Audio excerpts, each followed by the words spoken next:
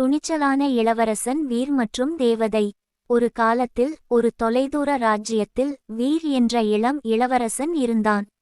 அவர் ஒரு துணிச்சலான, கனிவான மற்றும் உன்னதமான இளவரசன். அவர் தனது குதிரையில் சவாரி செய்வதையும் காட்டில் வேட்டையாடுவதையும் தன்னால் முடிந்த விதத்தில் தனது மக்களுக்கு உதவுவதையும் விரும்பினார்.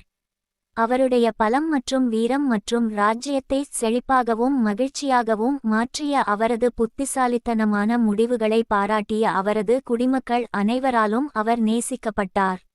ஒரு நாள் வீர் தனது விசுவாசமான வேட்டை நாய்களுடன் வேட்டையாடுவதற்காக காட்டில் இருந்தபோது அவர் ஒரு விசித்திரமான உயிரினத்தின் மீது தடுமாறினார்.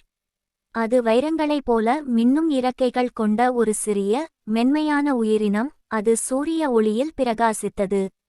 உயிரினம் பயந்து அது காயம்பட்டது போல் தோன்றியது. எனவே வீர் மெதுவாக அதை நெருங்கி அதை பயமுறுத்தாமல் இருக்க முயன்றார்.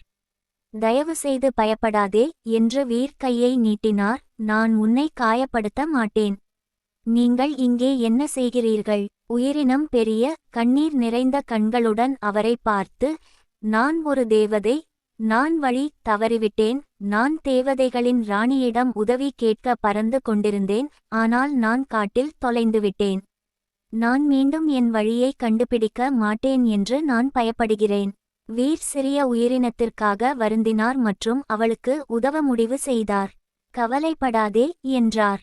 தேவதைகளின் ராணிக்குச் செல்லும் வழியை கண்டறிய நான் உங்களுக்கு உதவுவேன். நான் உறுதியளிக்கிறேன். தேவதை நன்றியுடன் சிரித்தாள். அவர்கள் ஒன்றாக காடு வழியாக புறப்பட்டனர். வீர் வழி நடத்தினார். அவர்கள் மணிக்கணக்கில் நடந்தார்கள். சூரியன் மறையத் தொடங்கியது.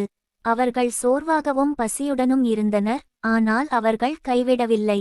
திடீரென்று அவர்கள் தூரத்தில் ஒரு மெல்லிய ஒளியைக் கண்டார்கள். அவர்கள் நெருங்கியபோது அது ஒரு அழகான கோட்டையிலிருந்து வருகிறது என்பதை அவர்கள் உணர்ந்தார்கள். பாருங்கள் என்று தேவதை சுட்டிக்காட்டியது. அதுதான் ராணியின் கோட்டை.